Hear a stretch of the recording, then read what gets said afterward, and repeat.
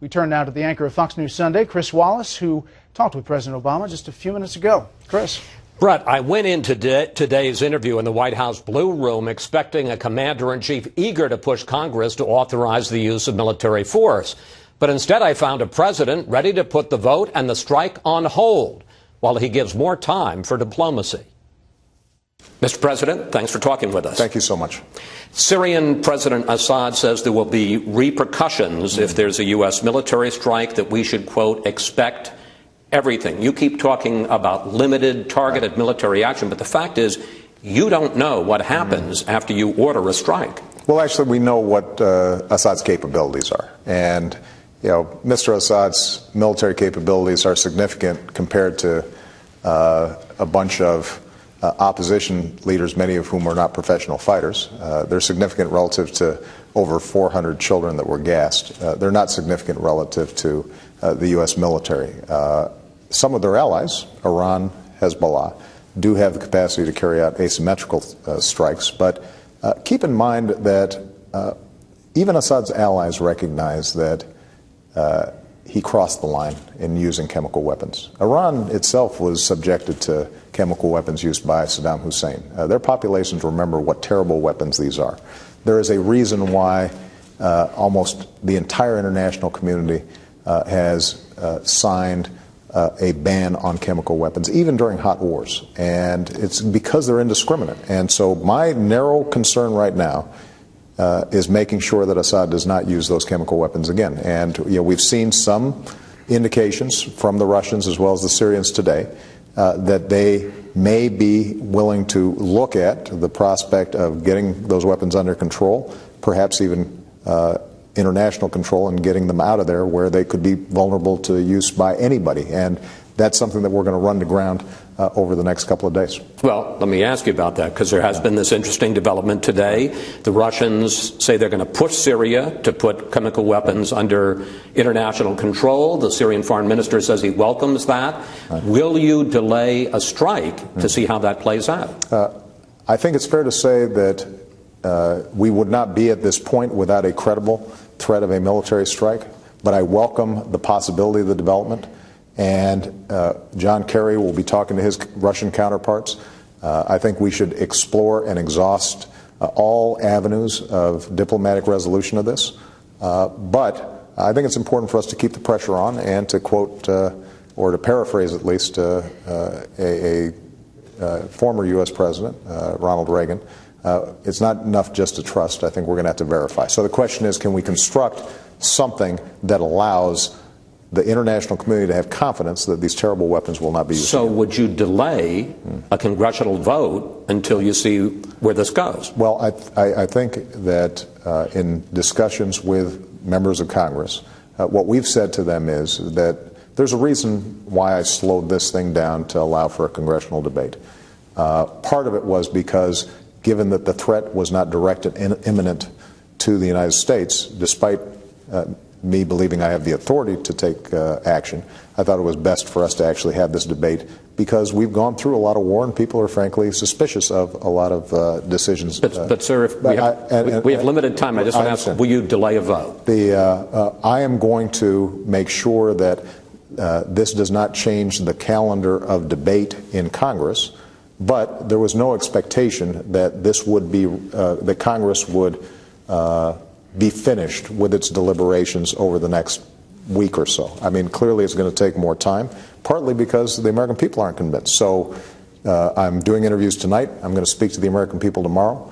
A debate will begin in Congress over the next several days. But you think that's going to go over a couple of weeks? I do believe that it's going to take some time. But look, Chris, you guys have polls and you do head counts, and right now the American people are not persuaded. Right now, members of Congress who are just getting back still have questions. So we're going to have time to have a good deliberation in Congress. We will pursue this diplomatic track. I fervently hope that this can be resolved in a non-military way. But I think it is important for us not to let the pedal off the metal when it comes to making sure that they understand we mean what we say about these international bans on chemical weapons. Had you discussed this when you were in St. Petersburg with President Putin, the idea of Russia intervening to try to get them to turn over their chemical weapons? Or do you worry that this could be the Russians, and they have a history of this, trying to throw a monkey wrench into this whole process? I did discuss this with President Putin. This is something that is not new. I had been discussing this with President Putin for some time now. The last time we were at a G20 meeting in Los Cabos last year, I suggested the need for the United States and Russia to work together to deal with this particular problem. It doesn't solve the underlying Syrian conflict, but if we can solve this chemical weapons issue, which is a threat to us and the world, then it does potentially lay the groundwork for further discussions around how you can bring about a political settlement inside of Syria that would provide relief to people who right now are being displaced or killed on almost a continuing basis. Would you set some kind of a deadline or a time frame for the Syrians to turn over their chemical weapons? You're not going to let this go on for months. No. So I think that we should be able to get a fairly rapid sense of how serious they are.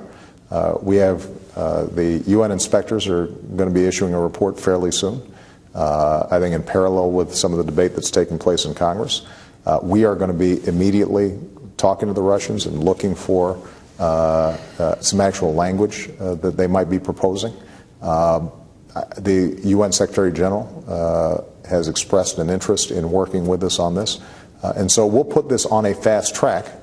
I am in part confident about our ability to thoroughly examine this because in consultation with the Joint Chiefs of Staff, they've assured me that when I make a decision to launch a strike, they can do it and still be effective, whether it's today, tomorrow, or a month from now. Finally, sir, I want to talk about the hole that you're in on Capitol Hill. The latest vote count shows 238 members either against or leaning against, 26 members in favor. A new Fox poll finds just 36% of Americans support a U.S. attack. And I guess my question is, how much responsibility do you think you bear for the opposition? For 2 years, you said we did not have a direct national security interest in Syria. You said that the White House said that they did not. You did not seek congressional approval until you decided that you did. You talk more about what you're not going to do in Syria than what you are going to do. And today, John Kerry said that any attack would be unbelievably small. The chairman of the House Intelligence, Mike Rogers, says that you have done. The White House has done a bad job at explaining that this has been a mess. Okay. That was a long question. Let's see if I can keep the answer shorter. I think that this is a very difficult situation in Syria. Everybody understands that. I continue to believe that there is not a military solution to the underlying conflict, which is in part sectarian, and that the American people are right not to want to have us entangled in a sectarian civil war inside of Syria. But I have also been consistent in saying that the ban on chemical weapons is something that does affect our interests directly. That has been a consistent position. I have not changed it. And I think that there's a tendency to say if we are going to solve the chemical weapons ban, then that must mean we also have to take on and own the entire Syrian conflict. I reject that proposition. I think that we, as we're seeing now in these international discussions with the Russians and potentially the Syrians, there is a way for us to preserve a ban against the worst weapons that threaten our troops, that threaten people around the world, that threaten in terms of proliferation, attacks, threaten to lead to eventual attacks on us, while still recognizing that the only way we're going to solve the underlying Syrian conflict is through some sort of political settlement, and we're going to have to work through the international community in order to accomplish that. We can't own that because we've been down that path, and it's too costly in blood and treasure, and it is not something that we ultimately think would be effective. Mr. President, thank you. Thank you. Appreciate it. So the president's new timeline is weeks of debate in Congress before any vote. And in the meantime, serious diplomacy with the Russians and the Syrians to see if they mean what they say about placing Assad's chemical weapons under international control. Brett? It is interesting to see this whole thing flip. I mean, this started today, as we laid out, with what looked like an offhanded comment by the Secretary of State that was called a rhetorical argument by the State Department, then a Russian proposal that the president there seemed like he was trying to own.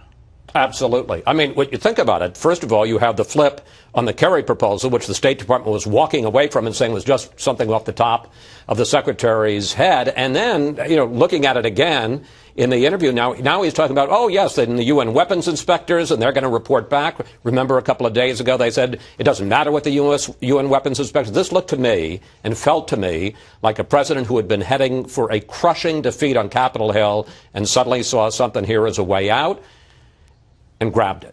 And there is skepticism up on Capitol Hill. But on the other hand, I'm not sure they were crazy to have this vote either. This way they just get to talk, and maybe the Russians and the Syrians will do President Obama a favor. Chris, as always, thank you. We should point out, experts we talked to say this would be a massive undertaking for chemical weapons inspectors in a peaceful country, let alone a country at war.